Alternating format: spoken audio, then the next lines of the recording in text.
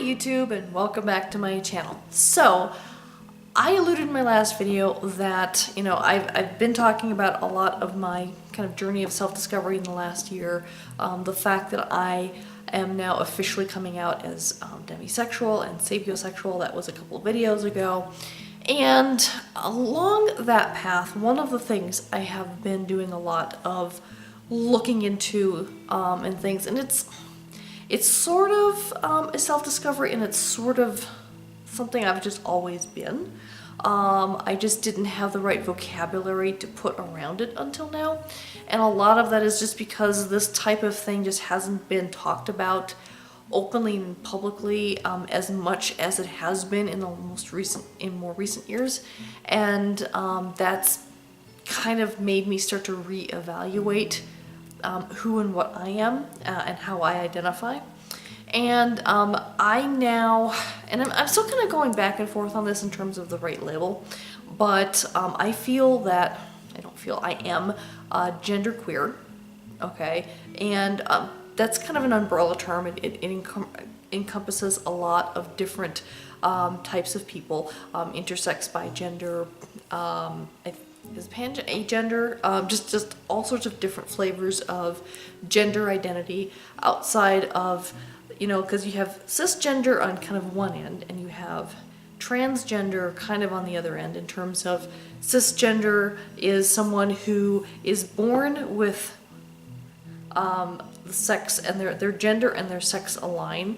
So if they're born with the male sex, and in their brain they're like, yes, I'm a guy, and so they're cisgender. They identify with their sex.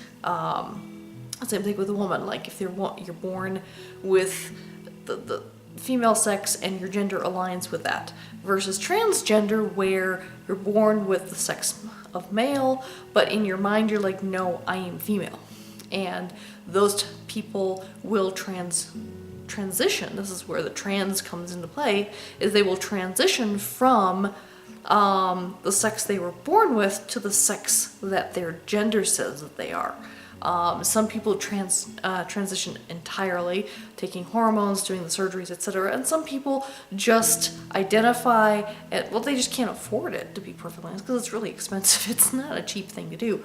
And so I know that there's a lot of people out in the world who are transgender who can't transition even if they wanted to. Caitlyn Jenner, of course, has been one that has sort of been a big news topic for a while. But to me, one of the first transgender people I was ever came aware of was Chaz Mono, the son of Sonny and Cher, who is a transgender man. And I grew up watching Chaz when I was a kid. I grew up watching the Sonny and Cher show as a kid, and they would bring Chaz out with them. And of course, at the time, Chaz, was a small child, and so at the time, we all knew Chaz as his, previous identity and things. But obviously, that wasn't who he was. He did not identify as that person, and so I'm trying very hard here not to misgender Chaz and or to use his old name, because that's not who he is, and so I'm trying to be respectful of that. But Chaz is the first transgender person that I became aware of, well before Caitlyn Jenner came to the fore and everything. But what has helped me a lot is just watching the dozens and hundreds of videos on YouTube of people who have transitioned or are thinking of transitioning and that kind of thing, and kind of made me start to think about, was that who I am? Am I transgender? And I've come to the conclusion that I'm not transgender, okay? With the caveat, it's like, and that's one of the reasons I'm saying that I'm genderqueer instead of transgender, because I kind of identify as a man, but I also identify as a woman. I kind of identify as both. I have traits of both. I do in many ways identify more with men than with women in a lot of my personality traits and things, but there are still female parts of me and I still sometimes, you know, express myself as female. Like I paint my nails and that kind of thing, and I wear makeup, and I get my hair done, even though I notice I'm wearing my hair much shorter now, and that is sort of like I wanted a haircut that kind of fell between the two, where it's still somewhat of a feminine cut, but it's short enough that it's almost a masculine cut, because I really kind of wanted it to convey both a little bit, because ultimately at the end of the day I kind of feel like I'm both at the same time. In many ways I kind of equate this to bisexuality. Now I'm not bisexual. I am see, now this is where being bigender or genderqueer can the vocabulary gets a little convoluted, because when I'm looking at things from the aspect of feeling female and being female, okay, I'm straight because I am only attracted to men.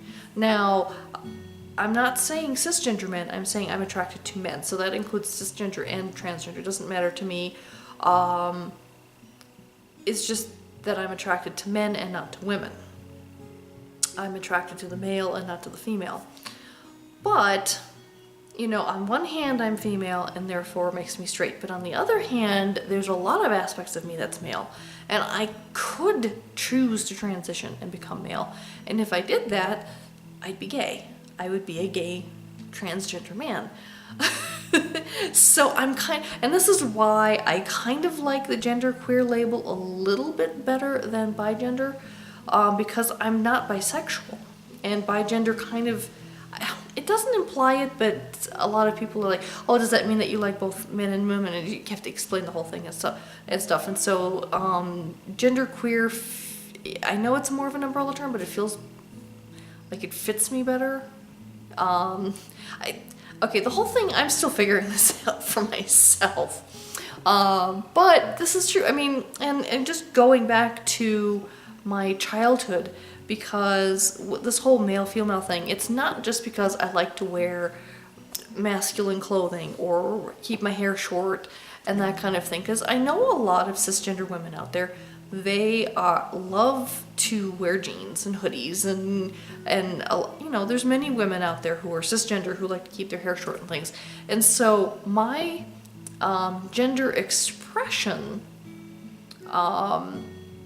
by itself doesn't necessarily make me genderqueer, because cisgender women often express themselves masculinely as well, and it's not a function of their gender. They still identify as women, despite wearing more masculine clothing, despite this, that, and the other.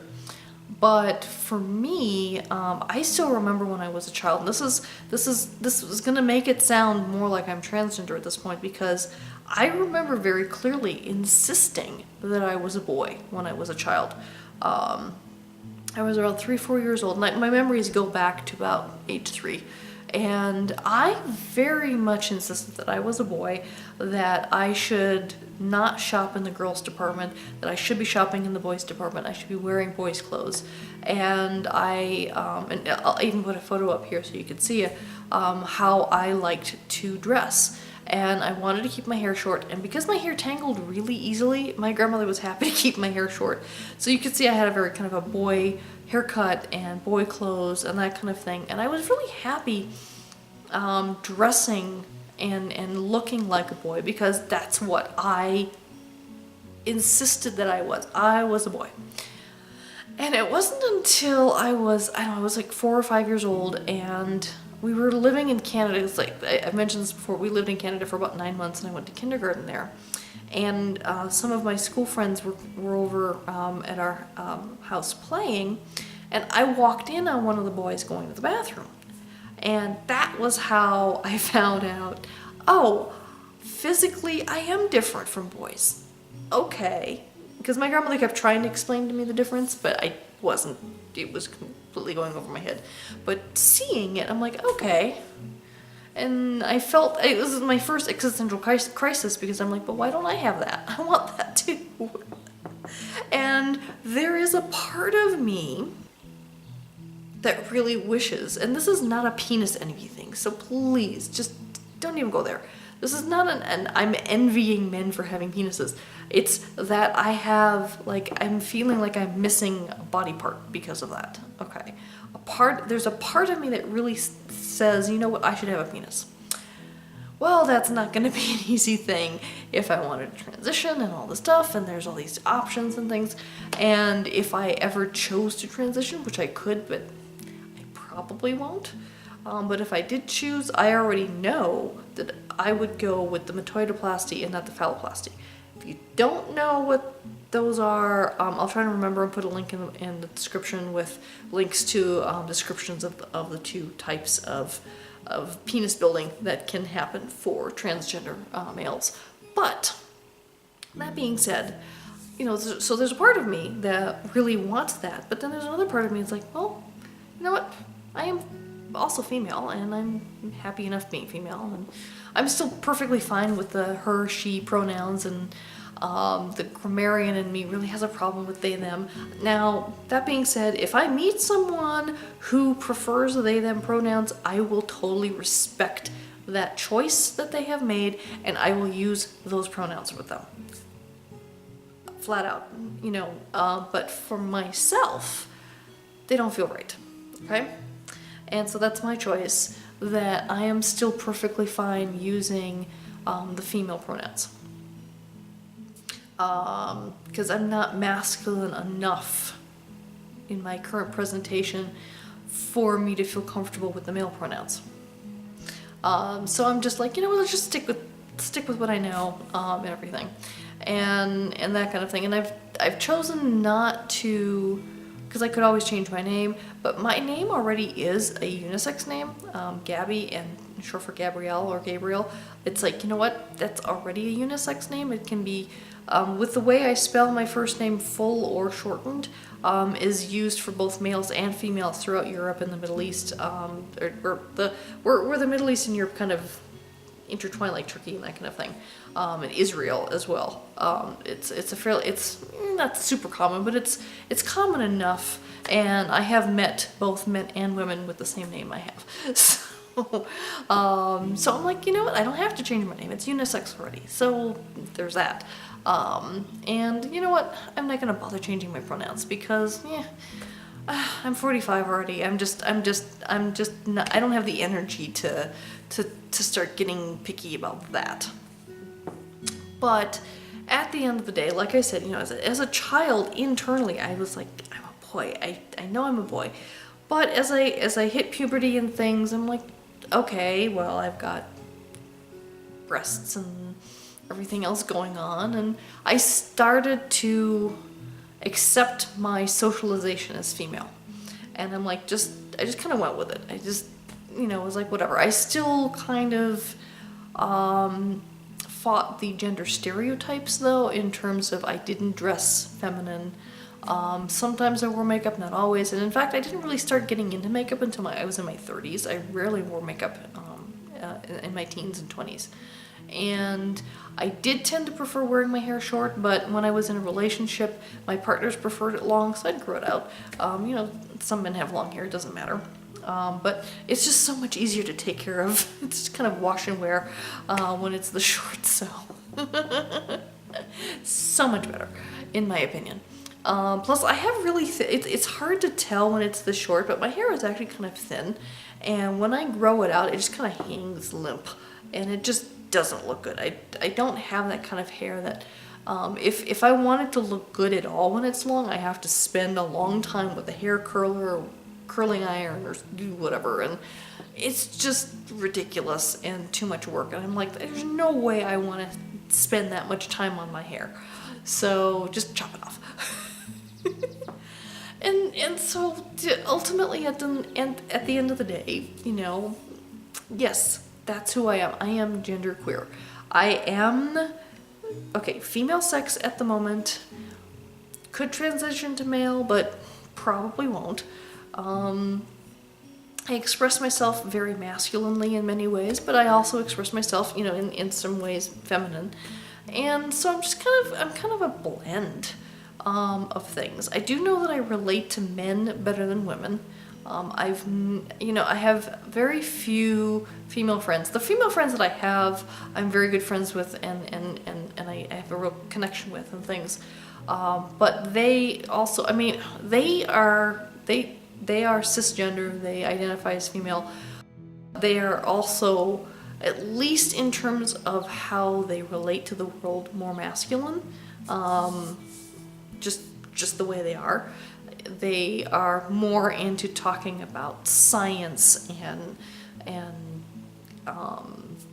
philosophy and just all these kind of more intellectual topics, and less into talking about hair and makeup and shoes and, oh, isn't that cute, and all this stuff. And I don't mean to make fun of cisgender women, but it's just like, I don't relate to them at all. I mean, every time I go to, like, I try going to different meetup groups and things, and they're mostly cisgender women there, and we have nothing in common. I always end up hanging out with the men because at least I can relate to them. It's like, hey, did you see this cool movie? Or kind of geek out on different types of intellectual types of topics that I'm interested in, like different video games and this, that, and the other.